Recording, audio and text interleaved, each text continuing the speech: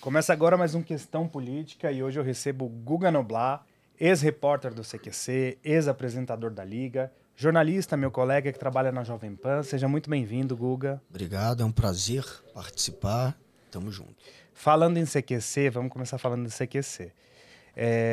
Muita gente aponta o CQC como um dos principais responsáveis pela popularização da imagem do Bolsonaro. Ali junto com Luciana Gimenez, Pânico na TV. Em algum momento, quando você fazia aquele programa, você chegou a se questionar do que vocês estavam criando, para quem vocês estavam dando popularidade? E hoje, como é isso para você? Quando a gente passou a usar o Bolsonaro como quase um personagem, que de fato ele virou quase um personagem, foi muito louco, porque a gente usou ele no início para apresentar aquele que a gente via como um político que era uma aberração. O Bolsonaro foi descoberto pelo CQC por um roteirista do programa que estava assistindo a escolinha do professor Raimundo. Ninguém fala desse ponto, ninguém sabe como ele surgiu de fato na mídia. Eu acho que é a primeira vez até que eu vou contar com esse detalhe, né? Na verdade, o primeiro foi a escolinha do professor Raimundo, que numa piada fala: ah, você só não pode virar aquele deputado, o Bolsonaro. Faz uma piada com o Bolsonaro, como um cara reacionário. E aí a gente foi atrás. Quem é esse reacionário? E a gente passou a descobrir quem era o Bolsonaro. Viu aquelas entrevistas onde ele defendia a ditadura, uma coisa louca. Falou, cara, a gente tem que mostrar esse cara, mostrar que, olha, estão elegendo um político que representa tudo que o CQC não acredita. Que não representa os valores do programa. Porque a intenção ao falar com o Bolsonaro não era, obviamente, torná-lo popular. Era mais para debochar dele mesmo. Era um programa que costumava debochar daqueles políticos que eram mais pitorescos. Falando, pô, tem um aqui que serve para isso. Vamos lá, vamos debochar e vamos criar algum tipo de repulsa. E que foi isso que a gente fez, inclusive. Se pegar os vídeos do CQC, não é bom para a imagem dele. É sempre entrevistas onde a gente coloca ele no canto do corner, no canto do ringue. Coloca ele, por exemplo, com uma máquina da verdade e faz perguntas sobre o nazismo. Tinha até efeito sonoro que ria da cara dele, né?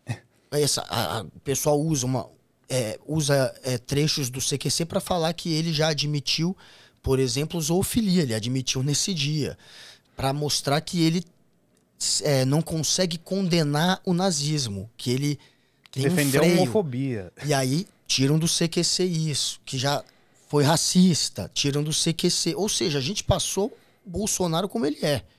Agora, de fato, a gente foi usando ele cada vez mais, porque a gente tinha essa intenção. Eu era o produtor de conteúdo político antes de ser o repórter. Eu fiquei 6 anos lá. Todas as matérias que o Bolsonaro participou, eu estava do lado, ou como produtor de conteúdo, ou depois como repórter. Se tava o Cortez, que foi ele que fez essa entrevista com o teste da verdade, lá eu que estava do lado. Eu que estava fazendo umas perguntas até que depois vazaram. Se você, sabendo que é o nazismo hoje, teria se alistado, mesmo sabendo que é hoje o nazismo, você teria se alistado e coisas que são usadas contra ele, essa voz que vazou no fundo, que muita gente usa esse vídeo, se alguém já viu, é minha voz, eu era o produtor, eu tava ali. Então pior é que as pessoas dizem que isso é montagem, que isso é mentira, mesmo tendo vídeo, imagens, declarações. Não, é porque tem um trecho que cortaram mesmo, pra deixar um pouco pior pro Bolsonaro. Como alguém que vazou a imagem editou, bastou cortar uns 3, 4 segundos ali, do jeito que fizeram, que já quiseram classificar como uma fake news. De fato, aquilo aconteceu. Mas, enfim, o Bolsonaro, então, a intenção era mostrar os valores do programa se contrapondo a ele. Eu tive essa conversa com o diretor do programa, no início, isso em 2010, ali, a gente tem que ter um político que a gente vai sempre bater para mostrar qual que é o nosso lado. A gente tinha que eleger alguns assim para bater mais, e o Bolsonaro foi o que eu elegi junto com os roteiristas, enfim, e com o tempo lá dentro a gente, não é que a gente elegeu, mas é que foi indo, entendeu? A gente foi usando e vamos fazer de novo, vamos pegar ele de novo. Aí ele criou uma polêmica tão grande que vamos lá agora de novo, vamos lá e foi indo. Não foi também uma coisa planejada para ele aparecer várias vezes, era planejado usá-lo como alguém pra gente marcar um contraponto, mas ele foi sendo realmente explorado demais. E ele soube usar isso. Que os fascistinhas do Brasil, a extrema-direita, passou a conhecê-lo. Em 2011, ele fez aquela entrevista pro CQC que ele fala, em resposta a Preta Gil, ele dá uma resposta que não deixaria o filho casar. Ele faz um comentário que parecia racista. Depois disso, tem uma manifestação a favor dele, lá no MASP, aqui em São Paulo. Quem faz a manifestação, por conta da matéria do CQC, o movimento neonazista. Os neonazistas e os careca do subúrbio, esses skinhead nazistas de São Paulo, junto com os neonazistinhas, vão pro MASP, fazem um fuzuê, isso tudo vocês acham na mídia. A TV Gazeta foi lá, fez matéria, isso tem matéria de jornal. E aí, você vê que o cara, ele começa a crescer nesse extremismo. Ele vê que os extremistas gostam dele. As pessoas se sentiram representadas, né? Começaram a tirar do armário seus preconceitos. E ele, espertamente, começa a querer ficar bem com essa turma também. Tanto que depois ele faz um anúncio numa página neonazista. Ele, deputado federal, usa dinheiro como deputado para fazer propaganda dos feitos dele. E a propaganda é vinculada numa página de neonazistas. Quando você fala dos feitos dele, eu fico tentando procurar. Feito dele que não existe. E aí, isso tem no The Intercept. Se vocês procurarem essa matéria dos anúncios que ele fez em páginas neonazistas. A matéria sobre a manifestação neonazista, TV Gazeta. Já estou dando as fontes, porque aqui não tem caô. E aí, o Bolsonaro, obviamente, vai se alimentando dos extremistas. Então, é claro que ele não consegue fazer uma condenação desses grupos, porque ele sabe que esses grupos votam nele. Você pode até dizer, Bolsonaro não dá para afirmar que ele seja um nazista. O que dá para afirmar é que ele se aproveita de voto de eleitor nazista. Isso a gente não tem mais dúvida. Uhum. Então, ele quis ganhar a simpatia dos extremistas e foi ganhando. E depois ele vai, com o antipetismo, conseguindo também a simpatia de pessoas que são do centro ou que são de direita, mas até chegar que nos não cristãos, são extremistas. Né? Ele vai indo, mas ele começou lá na ponta do extremismo mesmo.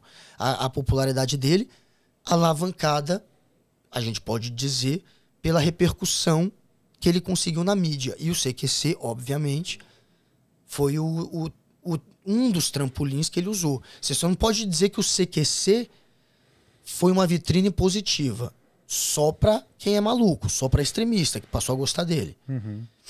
A popularidade dele com quem não é extremista só cresceu muito depois do CQC. O programa acaba em 2015, ele não é nada ainda. Ele é um político do baixo clero que não tem a menor condição de ser presidente em 2015. Aí tem ainda também a Luciana Gimenez, Super Pop. Os outros programas, sim, fizeram uma imagem banalizando quem era o Bolsonaro. São programas que, sobretudo, falam pra classe C e D, né? Esse, sim, Bolsonaro engraçadão, Bolsonaro, o tiozão que fala demais. Esses banalizaram o Bolsonaro. Aí, se eu tivesse feito esse papel de passar o Bolsonaro banalizando a imagem dele, eu estaria hoje me sentindo um incompetente, pelo menos. Ou pior. Agora, eu não fiz isso. O CQC não fez isso. Uhum. A gente combateu ele, mostramos demais. A extrema-direita passou a gostar dele, passou a conhecê-lo por causa do CQC. Aí a gente pode discutir se a gente não foi, talvez, ingênuo. Será que a gente chocou o ovo da serpente? A gente deu espaço para depois outras mídias deram, então a gente acabou chocando o ovo da serpente. Mas é que o contexto político no Brasil também, né, foi propício a isso, porque a gente tinha ali uma crise na esquerda e o Bolsonaro aproveitou. Eu acho que tem muitos outros elementos muito mais importantes para a vitória política dele como presidente e dá pra gente, eu não quero tirar a culpa, não sei se eu chamo de culpa, mas eu não quero tirar a participação do CQC na exposição dele, mas foi uma exposição que a gente fez de uma maneira jornalística, sem criar uma fantasia de que era um cara minimamente palatável. A gente sempre mostrou ele como uma abominação, uma aberração, um fascistinha. A gente foi o primeiro a mostrar. Essa é a realidade. E as pessoas, infelizmente, se identificaram, né? Infelizmente, se identificaram e depois ele foi crescendo. O bolsonarismo no Brasil, ele começou a se popularizar mais ainda quando ele começou a usar aquelas bandeiras, né? A família, a moral, os bons costumes, Cristo. E hoje, cara, a gente tem visto aí casos que o bolsonarismo é maior que a própria imagem de Cristo dentro do núcleo bolsonarista, né? Vários padres sendo agredidos. Quem discorda e é cristão, mas na homilia os padres são interrompidos, são agredidos, e isso não é um vídeo só, não foi só em Aparecida do Norte, lá no último dia 12. Hoje a gente teve mais 2, 3 vídeos. Tá circulando várias imagens de bolsonaristas que estão, de fato, tentando intimidar os padres, porque estão caindo num discurso de louco, de guerra religiosa, é hora de pressionar os padres, os pastores, para, enfim, ficarem do lado daquele que eles enxergam como o lado que representa o cidadão de bem, Deus, aquele que protege a família. O Bolsonaro, ele cria um discurso onde ele criminaliza os oponentes. Então, o professor é o doutrinador. Ele vai doutrinar o teu filho ou vai sexualizar, o que é pior ainda. O artista é pedófilo ou tá roubando na Rouanet. Você vê que é crime. Eu, particularmente, fui aluno de escola pública a vida inteira e eu nunca vi essa cartilha do kit gay, cara. Pois é. Nunca chegou até mim. E o jornalista tá roubando dinheiro, mamando dinheiro, e para se vender a opinião. Então, assim, ele cria uma imagem dos adversários, onde os adversários não são meros adversários, eles são criminosos. Ele criminaliza todos aqueles que ele enxerga como oponente. De professor a cientista, a jornalista, adversário político, comunista, a estudante que é terrorista. Mas se você analisar a maneira como ele adjetiva os oponentes, é para criminalizar. Porque quando você criminaliza, quando você torna o seu oponente um criminoso, você pode fazer o que quiser. Você permite com que seus militantes o julguem e façam o que quiser. Ele é um criminoso. Você não conversa com um criminoso. O criminoso você prende, você lincha, dependendo da sua cabeça. Não, eu não faria isso, né? Mas dependendo de quem for, dependendo da natureza da pessoa, que eu nem chamo de humana quando faz isso, ela lincha, ela ataca, ela agride. É isso que ele quer criar. Ele cria esse ambiente de são todos criminosos, façam o que quiser. Com jornalista, com professor, com artista. Isso é o fascismo. Isso é o fascismo. O fascismo, uma das principais armas do fascismo é calar todo mundo, todos os seus adversários. Como é que você cala? Você cala muitas vezes fingindo que está usando a lei. Então você criminaliza seu adversário e depois você só está usando a lei para defender a sociedade. Você está defendendo o bem comum. Por isso que você está calando ele. Mas, na verdade, aquela lei foi deturpada. E a culpa sempre é de alguém, ou aquela imagem foi deturpada. Então, ele deturpa a imagem do professor, do artista, do estudante, do jornalista e da esquerda. E é todo mundo criminoso. E todo mundo vai ser linchado. É assim que o fascismo age. É por isso que tem tanta gente que afirma, com toda a convicção, que o Bolsonaro ele não só copiou lemas fascistas, ele copia os métodos fascistas. Claro que é um fascismo adaptado aos tempos de hoje. Se a gente for discutir ponto a ponto do fascismo, tem coisa que não é fascismo. Agora, a grosso modo, o discurso violento para calar a oposição e para ser uma espécie de partido único. Para calar as instituições. Para calar as instituições e para ter o poder o poder também de ser um autocrata. Isso tudo está acontecendo. Ele está copiando, sim, os métodos de como se tornar um autocrata. E esses métodos incluem traços do fascismo como esse, de criminalizar seus oponentes. Tanto que eu considero, não sei você, mas eu acredito que sim também, te conhecendo, eu considero perigoso uma reeleição do Bolsonaro com esse cenário. É óbvio. De um Congresso eleito aí com a maioria base bolsonarista. A maioria de base bolsonarista. E hoje saiu até a notícia, ele vai querer o impeachment do Alexandre de Moraes ainda no primeiro semestre de 2023, se ele for reeleito.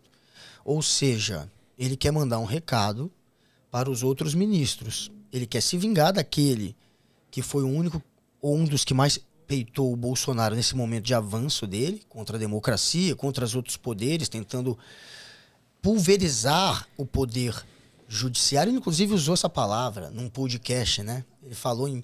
Se eu se eu tiver como indicar mais 5 ministros, se aumentar o número de indicação de ministros para o STF, eu vou pulverizar o poder dele. Quando você pulveriza o poder do STF, o que acontece? Você se torna mais poderoso, você é o executivo, você dividia poder com o legislativo e com o STF. E com o judiciário. Se você pulveriza o judiciário, você fica mais poderoso. Ainda mais com o legislativo comprado, né? Pelo orçamento secreto, um legislativo que já está na mão dele. Ele só precisa pulverizar de fato o STF. Então ele hoje, com essa notícia de que ele vai querer o impeachment do Alexandre de Moraes até o primeiro semestre de 2023, ele quer passar um recado para os ministros do STF. Se vocês não se renderem, serão rendidos. Simples assim. E ele, com essa maioria no Senado, tem como derrubar o Alexandre de Moraes. E aí acabou, amigo. Porque quem está garantindo ainda um pouco de respiro para a gente ter a nossa democracia ainda em pé é o STF. As Forças Armadas... Derruba as canetadas dele, Forças Armadas foram compradas e amarelaram. Legislativo foi comprado. Tem alguns lá que vão bater de frente com ele. Mas vários ou estão do lado dele ou foram comprados. Polícia Federal na mão dele.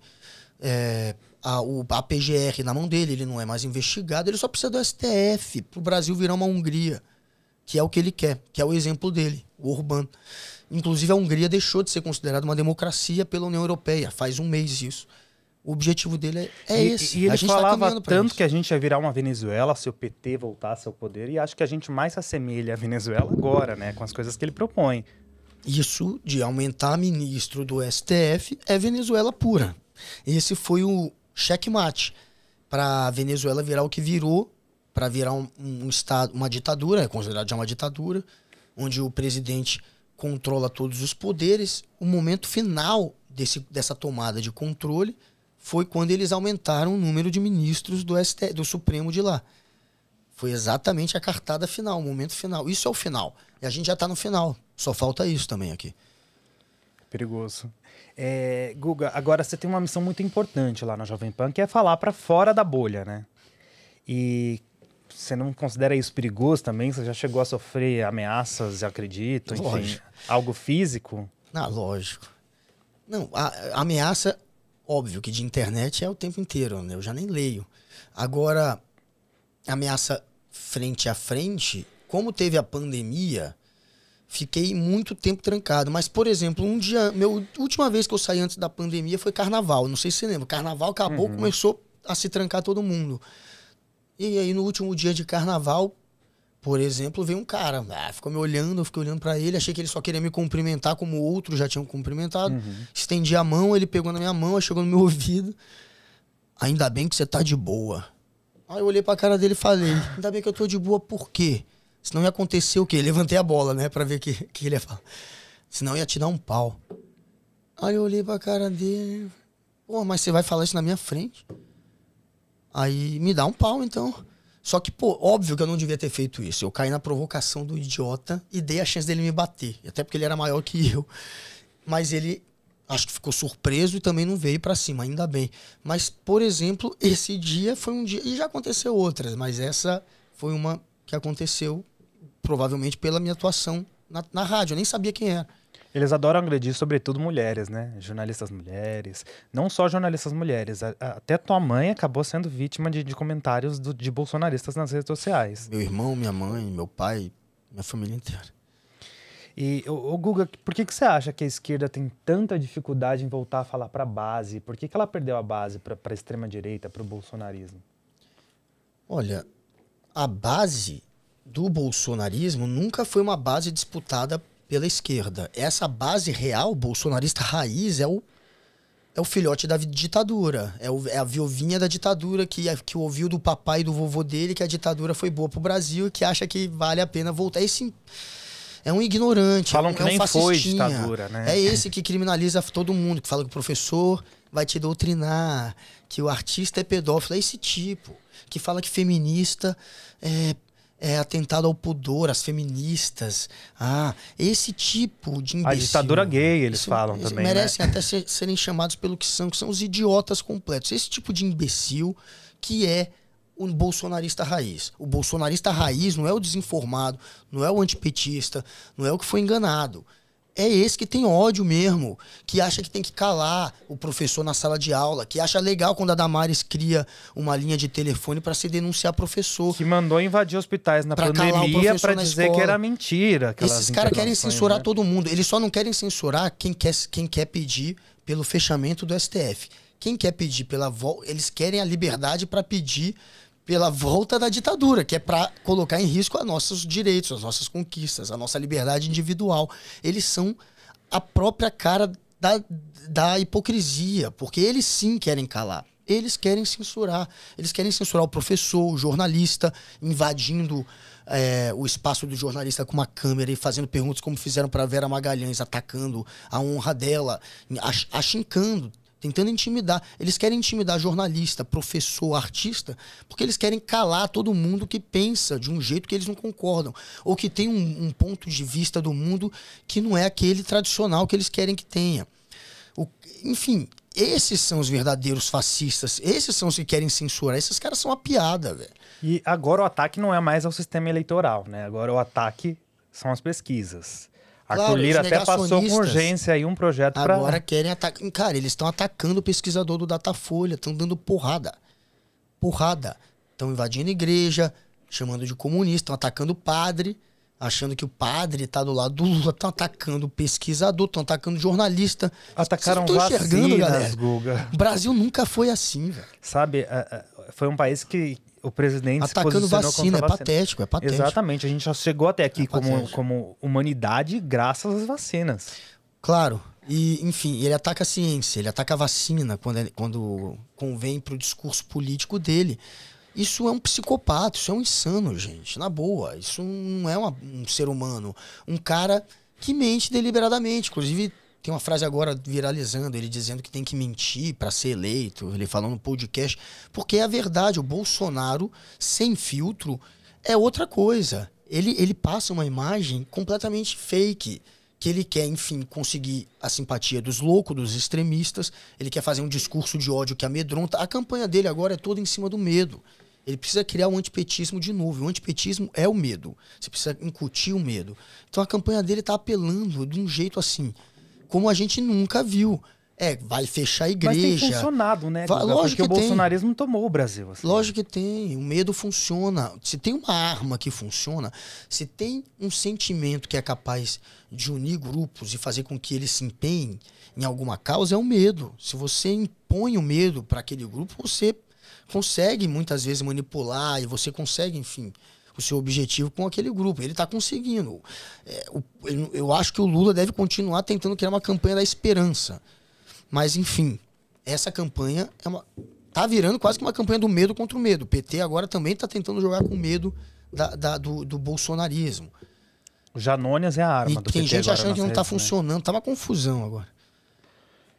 Não sei se não tá funcionando, não. Ontem no Flow deu resultado ali essa... Tá, vamos ver. Mas nas pesquisas, hoje na Quest, o Lula perdeu 3 pontos de ganho. Aliás, o Bolsonaro caiu 4 pontos de rejeição. Ele não tá aumentando a rejeição. E o Lula subiu 1. E agora eles estão perto. É que a gente vê também alguma coisa que a gente nunca viu nas outras campanhas eleitorais, né? Que é o presidente soltar um pacote de bondades em período eleitoral. Isso é completamente desproporcional. Até agora são 370 bilhões. Se você juntar Auxílio Brasil, Auxílio Gás, a aposentadoria que ia antecipar. Se você pegar todas as benesses, são 360 ou 370 bi até o momento, porque ele está gastando mais. Cada dia agora ele quer, inclusive, um pacote novo para injetar dinheiro de algum jeito de novo. É auxílio taxista, também auxílio... o crédito consignado, aquela porra toda. Enfim, inclusive vão endividar, né? O pobre com 50% de juros porque não vai conseguir pagar. Para um auxílio que vai cair o valor do auxílio. É inacreditável. Mas, enfim, ele está criando, com esse pacote de bondades, é claro, ele está comprando a eleição. Isso é absurdo, você não vê isso no mundo. Um aval do Centrão por conta do orçamento secreto ali, né? O orçamento secreto também compra voto. Porque o orçamento secreto ele é usado na base eleitoral de deputados que são ligados ao Bolsonaro e que aquilo vai também se transferir para voto do Bolsonaro. Tanto que no Nordeste, por exemplo, o Bolsonaro só venceu em 15 cidades do Nordeste, 8 delas em Alagoas. Por que Alagoas? Porque é onde o Arthur Lira despejou o dinheiro do orçamento secreto. Então, onde tem dinheiro do orçamento secreto, os caras O Bolsonaro vai melhor. Então o orçamento secreto também é um meio de comprar voto. Ele está usando todos os meios possíveis. É absurdo. 307, o cara está injetando 370 bilhões. E ele já comprometeu o orçamento da União para o ano que vem inteiro. No colo do eleitor. Agora soltou mais 1.000 de Vale Gás de auxílio de motorista, que são 670 mil motoristas recebendo mais R$1.000 por mês. Antecipou. Agora, já soltou ontem. Era para soltar só depois da eleição. O novo pagamento já soltou. Antes da eleição, óbvio. Então, é uma injeção de dinheiro alucinada no colo do eleitor. Sem contar as motocicletas com dinheiro público, né? Não, aí se for contar dinheiro público usado para campanha, eu tô contando dinheiro público usado para comprar voto mesmo, direto, injetado na conta do eleitor. Se você for contar isso tudo, meu amigo, aí quebra o Brasil, que ele tá quebrando. Cara, e se isso fosse feito durante um governo petista? Ganhava com 90% no primeiro turno. Não só isso. Assim, e o Bolsonaro, mesmo assim, tão incompetente que é, pode perder a eleição. Como a imprensa ia reagir, sabe? Como não ia população ia reagir. Ninguém ia deixar. Se fosse pego um profissional da Força Aérea com cocaína no avião do presidente Lula, o que você acha que ia acontecer com esse país? Mas o pior é essa história do dinheiro. Não existe você rasgar a regra eleitoral, passar uma PEC durante há meses de começar a eleição, para poder ter uma regra nova onde você pode gastar dinheiro. Aliás, o Centrão agora está trabalhando para um parlamentarismo aqui no Brasil, né? Semipresidencialismo, eles falam. Se o Lula ganhar, se o Lula perder e for o Bolsonaro, eles vão deixar o presidencialismo. Se o Lula ganhar, eles vão tentar criar um semipresidencialismo onde você vai ter um primeiro-ministro. E também não acho que vão conseguir, mas já querem ir para isso. Olha como é que esses caras são os lixos, velho. São os lixos. Eles são os lixos. Centrão esse sim pariu o Bolsonaro, né? É uma coisa nojenta, cara, se a gente para pra pensar. Claro, o Bolsonaro sempre foi centrão. Ele passou por 8 partidos, todos do centrão. Ele tá no partido mais centrão que existe, que é o PL. Ele já foi do PP. Então, ele é centrão. Ele nunca não foi centrão. Foi uma fake news que ele criou, fingindo que era nova política, quando ele disse que não era centrão e foi PSL. É engraçado, né, que essa nova política vem de um parlamentar que estava há 28 anos no Congresso. Não, cara, Bolsonaro é uma fake news ambulante, esse cara. Porque o Bolsonaro sem filtro é um asco.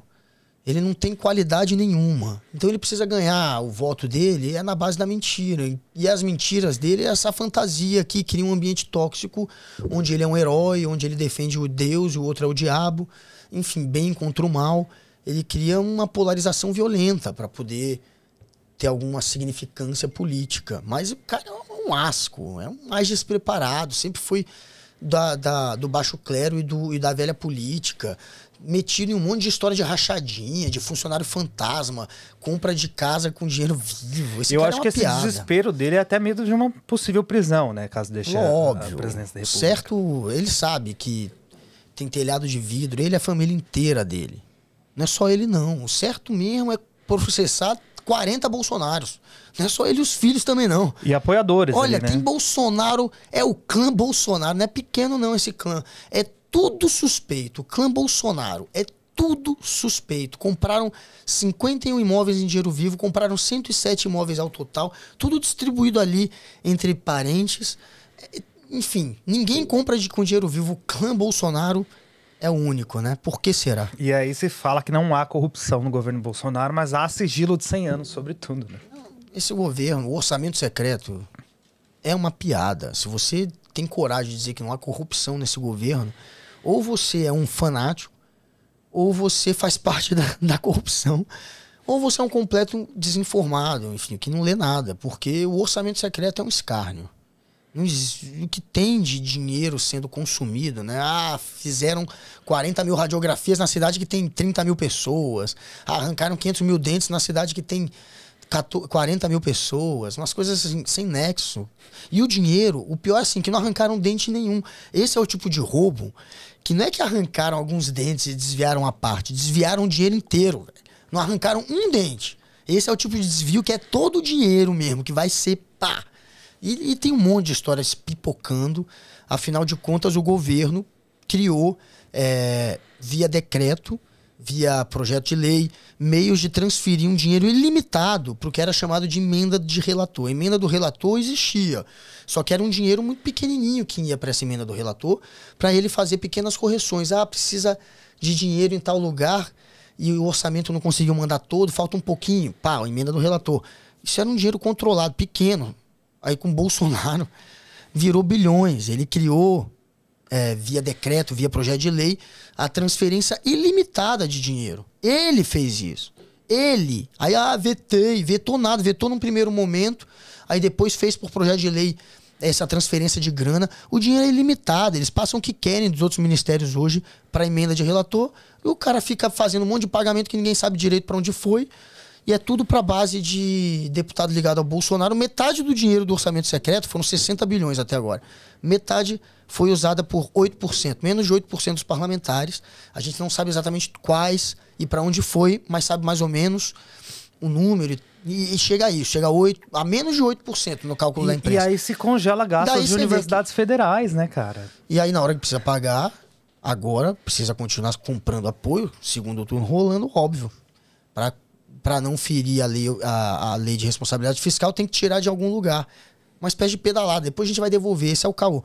E aí tira da educação, tira da saúde, coloca os caras ali, não tem nem dinheiro para pagar a segurança agora, depende da universidade. Como parte do povo tá colocando R$600 no bolso, acaba não vendo, né? Que tá tirando da saúde, da educação. Tem 600 aí e tem mais 1.000, dependendo, né? Se for motorista de Uber. Tem mais o Vale Gás. Tem mais o crédito agora para enganar o pobre, achando que vai ganhar dinheiro com crédito. Enfim, essa é a eleição mais desproporcional de qualquer democracia, cara. Eu acho difícil achar um exemplo no mundo de uma eleição tão desproporcional. O cara torrando 370 bi do teu país para injetar diretamente em compra de voto de eleitor. Diretamente no colo do eleitor. Isso não existe. Até porque a lei proibia exatamente esse tipo de desproporção. Ele teve que ferir a lei. Ele teve que criar uma PEC que o STF deveria ter derrubado, mas como ele criou um sentimento de que ele é vítima do sistema, o sistema agora tá de mãos atadas. Só e pode ir pra cima dele muito de vez em quando. Em estado de emergência, né? Mas durante o auge da pandemia, quando famílias estavam passando fome, o governo demorou para tomar medidas como auxílio emergencial. E depois acabou o auxílio, só voltou depois quando viu que estava em estado de calamidade, as chances dele vencer a eleição, aí ele criou o estado de calamidade para poder torrar dinheiro. Mas enfim, foi uma piada essa história. Ele nem queria, ele queria menos dinheiro. Foi a oposição. Que ele diz que votou contra, né? Ele fala e bate todos os dias dizendo que o PT votou contra. Isso é público, cara. O PT não votou contra esse projeto. Claro que não. O PT brigou, inclusive, para que aumentasse o valor. Tá brincando.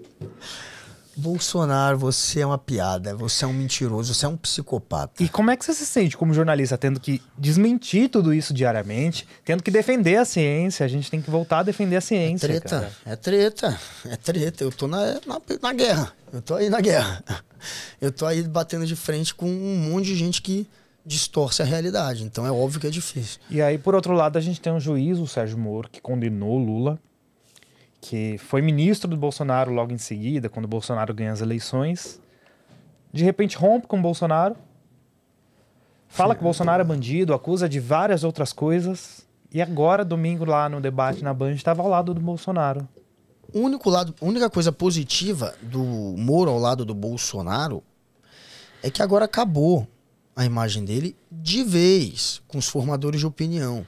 Que ainda tinha formador de opinião querendo dar uma moral pra ele.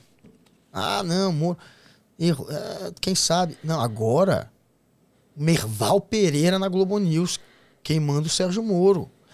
Estadão fazendo editorial queimando o Sérgio Moro. Gente da Folha. Todos, uma boa parte, já tinha entendido a farsa que o Moro é, mas agora acabou. O Moro o Estadão se tem queimou hoje, com a opinião pública e se queimou com muito eleitor dele, que acreditou nele, que acreditou que ele tinha saído do governo porque estava brigando pela autonomia da Polícia Federal, sendo que ele era um capacho do Bolsonaro também. Ele também foi usado pelo Bolsonaro para abafar. Me parece apego ao poder, né? Um projeto de poder. Eu não sei se vocês lembram, esse Sérgio Moro é uma piada tão grande que eu não sei, essa história foi abafada. Mas vocês vão lembrar, obviamente, teve aquela história do porteiro que falou que os assassinos da Marielle, antes de No dia que mataram a Me Marielle, lembro. foram lá no condomínio. Foram liberados E foram pela lá casa do e Bolsonaro. entraram pra ir inclusive, na tem um casa do áudio. Bolsonaro. Foram liberados. Esse porteiro, aí depois disseram, o porteiro errou, ele anotou errado, ele estava indo pra outra casa, ele errou o porteiro. Quem processou o porteiro? O ministro da Justiça, o Moro, na época, foi pra cima do porteiro. Eles calaram o porteiro. Imagina um porteiro sendo processado pelo Estado. Óbvio que ele falou depois, errei, pronto. E o Moro abafou essa história. O Moro também ajudou o Bolsonaro a processar, com base na Lei de Segurança Nacional, um número gigantesco de jornalistas. Me parece que tá até de olho no STF agora, novamente, né? Pode ser. Esse é um capachão, né? É um capachão, é uma piada esse Moro. É um cara que pensa nele. Acabou. A imagem do Moro herói acabou. A única coisa boa é que agora o Moro é o Moro. Todo mundo tá vendo quem é esse cara. Cara, é senador da República por 8 anos. Essa piada aí. Mesmo que o Bolsonaro acabe não vencendo, mas o Moro vai estar aí por 8 anos ainda na política nacional. Isso é o Brasil. Temos o Sérgio Moro e a Damares. Cara, todos... A Damares, que inventou uma mentira na igreja agora, falando que criança era levada de Marajó pra Suriname, sendo que Marajó nem faz fronteira com o Suriname. Aliás, tá tendo que se explicar, né? O Ministério Público deu aí um prazo pra ela. Essa daí é o Bolsonaro de saias. É uma mentirosa, fundamentalista religiosa que apela também pro medo o tempo inteiro e não tem o menor pudor em inventar isso. E falando em religião, a gente falava, né, que os jornalistas todos falavam que essa eleição, essa campanha seria baseada em economia. Foi baseada em religião, né? Não se discutiu o lado economia. do Bolsonaro é o medo. O medo você incute pelo discurso da família, discurso religioso. Comunismo, essas coisas retardadas. Desculpa, retardado não é mais o certo falar. Essas coisas imbecis, tipo usar o comunismo. Nem existe. Nem a China é comunista de verdade hoje em dia. Que comunismo? Cuba e Coreia do Norte? Acabou, não tem mais comunismo no mundo. E aí os caras querem te amedrontar com um discurso apelando para comunismo, apelando para religião, mas eles só querem manter, na verdade, tudo como tá, porque tá beneficiando o lado dos caras. Você acha mesmo que eles estão preocupados com a volta do comunismo? Ou eles estão preocupados em perder todas as benesses que eles têm? Porque eles são privilegiados. Essa turminha, tem muita gente aí que tá no poder, que é o cara que não sofre na mão da polícia, que não é ele que vai ser estigmatizado na rua por causa da cor ou por causa da condição social. É o cara que tem todas as oportunidades de trabalho. É o cara que começa a trabalhar com 16. Eu trabalhei desde os 16, porque papai conseguiu um emprego pra ele, entendeu? É esse tipo de playboy que acha fala em meritocracia depois, esse tipo de imbecil. Então, é isso. Cara, e tem o MBL da vida e todos esses movimentos de direita que surgiram com o Bolsonaro hoje batem cabeça, né? Porque não apoiavam o Bolsonaro, muitos voltaram a apoiar agora no segundo turno com o Lula, porque me parece que o inimigo não é a corrupção. Mas os caras não querem perder esses privilégios. E aí eles te assustam. É só isso. O Bolsonaro representa... essa eleição é entre o pobre contra o rico. O PT foi um governo que, de fato, teve como foco quem está numa base da pirâmide. Esse é um governo que tem como foco quem está no topo da pirâmide. Ali, ele precisa também de quem está ali no meio e um pouco abaixo para se eleger. E aí ele faz esse discurso do medo. Mas o Bolsonaro ele está ganhando entre quem tem mais dinheiro, ele está bem acima do Lula. E o contrário na base da pirâmide. Essa é uma eleição entre pobre contra rico. É isso que está rolando nessa eleição. Uma eleição de disputa de classe. Só que tem gente que é pobre e que tá caindo no discurso do medo. Ele tá caindo no discurso do medo. Mas é uma disputa, tá tendo uma disputa de classe nessa eleição. E o cara não quer perder o privilégio. Vai apelar pra comunismo, vai apelar pra porra toda.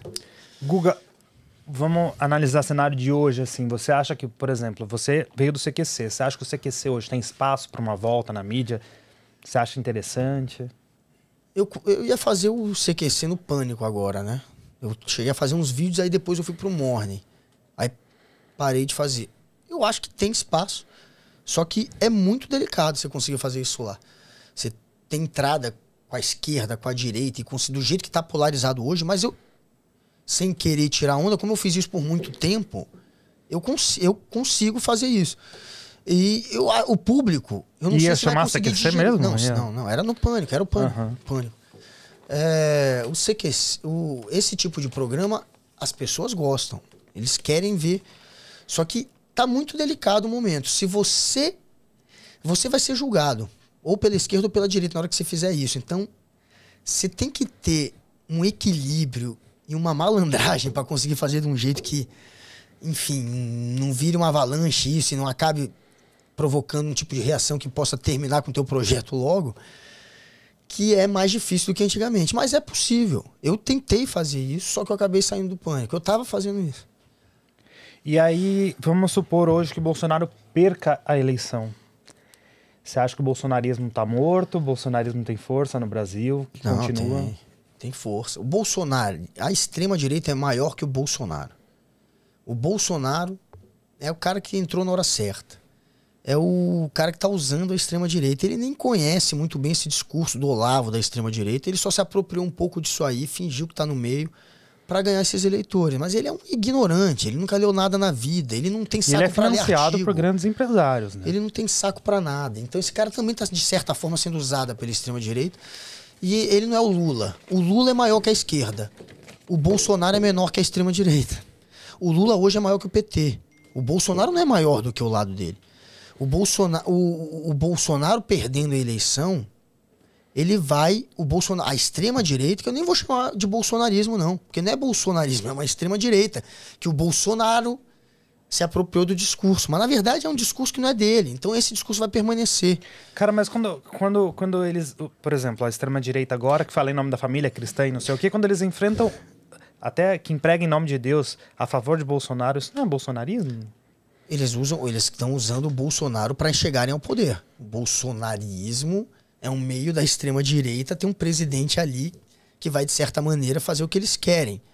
Mas não é o bolsonarismo isso. Esse movimento... Eu entendo as pessoas chamarem de bolsonarismo porque são tudo eleitores dele, esses caras. Uhum. Mas eles vêm de um tipo de ideologia que não é o bolsonarismo. É uma ideologia que foge do Bolsonaro, que o Bolsonaro nem conhece de fato.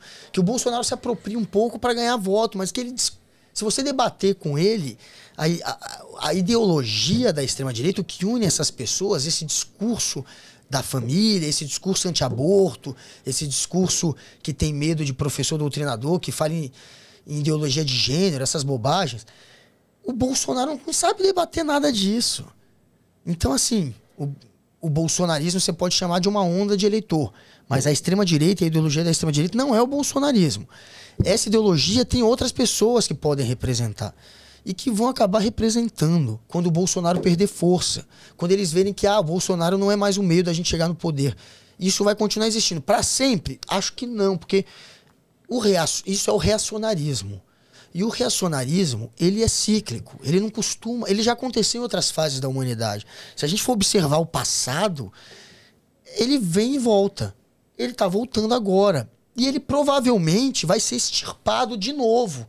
E vai ficar um tempo sumido dentro do armário. E depois vai aparecer. Mas não creio que vai sumir com o Bolsonaro. Creio que vai sumir com o tempo. E que o Bolsonaro vai sumir antes disso. Guga, e como se reconstrói um país pós esse período, assim, principalmente com essa base bolsonarista que foi eleita? É possível governar?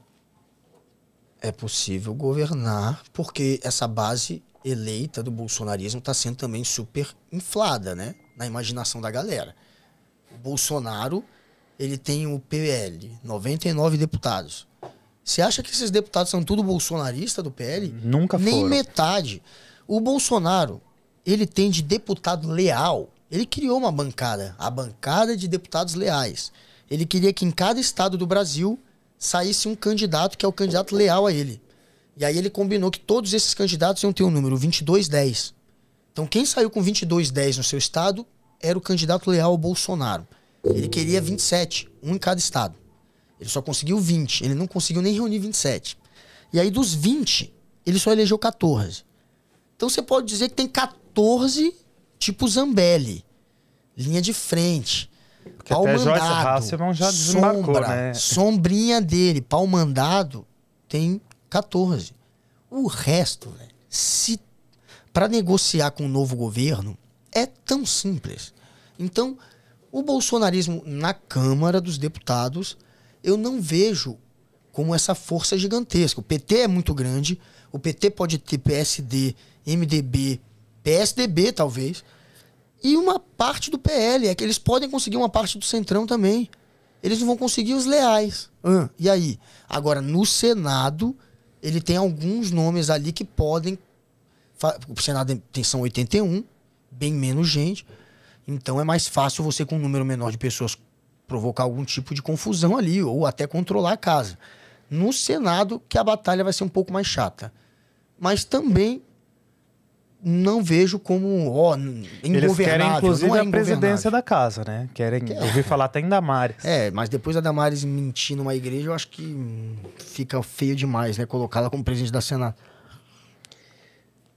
Não dá, Damares presidente do Senado. Esculhambação completa. Enfim, uma pessoa... Cara, o pior é que não dá pra se duvidar, né? Não tem perfil nem de quem vai conseguir criar um ambiente de discussão, porque o presidente do Senado, ele precisa, em algum grau, conseguir unir as pessoas ali. Ele não pode ser um franco atirador que tá ali só pra ganhar like, lacrar, fazer discursinho pra aparecer pro grupo dele. A Damares é uma farsa, né? Uma piada, ela não é uma política. Aliás, falando em PSDB anunciou, o João Dória anunciou a saída do PSDB após 22 anos hoje. A gente tem aí uma possível saída do Rodrigo Garcia. O PSDB perdeu o governo do estado de São Paulo depois de 28 anos. Tá? Chora, né? PSDB começa a deixar de ser o PSDB, a perder a sua identidade e a perder, portanto, o seu valor ideológico. E isso foi muito ruim para eles a partir do momento que virou oposição do PT e o PT ficou jogando o PSDB para a direita. A esquerda é nós, PSDB é direita. PSDB não era direita. Só que ele se abraçou mesmo com muita gente à direita e ficou com essa imagem. Foi ali que o PSDB começou a perder a identidade.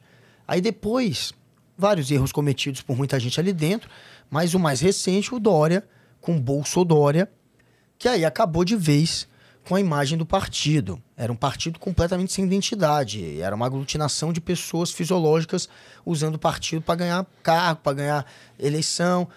Não era mais um partido social-democrata, o PSDB. E aí, quem fez esse sepultamento, né, digamos assim, quem acabou de enterrar foi o Dória, com o Bolsodória. Agora vem o Rodrigo Garcia e também se alia Exatamente. ao Mas Bolsonaro. tem interesses pessoais ali também, né? Uma farsa também. Um cara que deve sair já do PSDB e voltar para o União Brasil. Usou o PSDB, tá usando o PSDB, depois deve largar. Mas, enfim, veio o Garcia e também ajudou a manchar ainda mais a imagem do partido. Agora não tem um DNA o PSDB. O que é o PSDB? E pronto, um partido sem ideologia, sem DNA, ele perde, sem identidade, ele perde a sua torcida, ele perde seus eleitores. Guga, dentro do campo da esquerda, você se arrisca a dizer um nome, um possível substituto ao Lula? Porque o Haddad, infelizmente, não consegue forças, assim, né? Tentou ser candidato à presidência, não foi tão longe. Aqui no estado de São Paulo... Do PT, você fala? Dentro do campo da esquerda. Não, a esperança da esquerda depois Lula, ainda uma esperança que parece muito distante, mas é possível se tornar alguém grande na política nacional, é o Boulos. Porque é preciso trabalhar isso desde já, né? Lógico. O Boulos tem um perfil, é jovem, é um cara que teve uma votação muito boa aqui em São Paulo, para a prefeitura. Para deputado. Para deputado, agora é o mais votado do Brasil. Esse é o único que eu vejo como, quem sabe, o sucessor do Lula na esquerda. Porque o Lula, de fato, é muito grande. Ele é maior hoje do que a esquerda. Será que o Boulos vai conseguir ser maior que a esquerda? É porque o Lula já disse que, se ganhar, não tenta reeleição, né? Não tenta, né? O papo é esse. Mas o Boulos também não vai ser candidato a presidente. Eu imagino que seria um Alckmin ou outra pessoa qualquer. Eu nem acho que é o Alckmin, mas enfim. Seria alguém que ele colocaria na sucessão dele, que não seria o Boulos ainda, eu acho. Mas o Boulos tem pode surgir também, né? Porque a Dilma Rousseff surgiu ao longo do governo, né? A gente está caminhando agora, Guga, para a parte final da nossa entrevista, e eu faço um bate e volta. Eu vou falar alguns nomes ou palavras e você me devolve com o mínimo de palavras possíveis. E aí eu começo com Lula. Esperança. Bolsonaro. Psicopata. Sérgio Moro. Uma piada. Ricardo Noblat. Uma inspiração. Jornalismo. Um meio de mudar o mundo. CQC. Parte da minha história. Orçamento secreto. Maior esquema de corrupção, esse sim. Lava Jato. Um esquema de corrupção que foi deturpado. E por fim, ciência. Olha, a razão é sempre mais aconselhável do que a emoção. E assim a gente termina a nossa entrevista. Guga, mais uma vez eu agradeço por topar o nosso convite. Agradeço também pelo seu papel de furar bolhas, enfim, de não desistir ali. É um papel muito difícil. E as portas estão abertas sempre que você quiser voltar. Prazer, tamo junto. Quando quiser, me convide que eu virei. Muito legal aqui, seu estúdio e, enfim, me senti muito à vontade. Tamo junto. Valeu, Guga. Até a próxima. Você que está aí nos assistindo. Até a próxima quarta com mais um Questão Política. Muito obrigado. É nóis.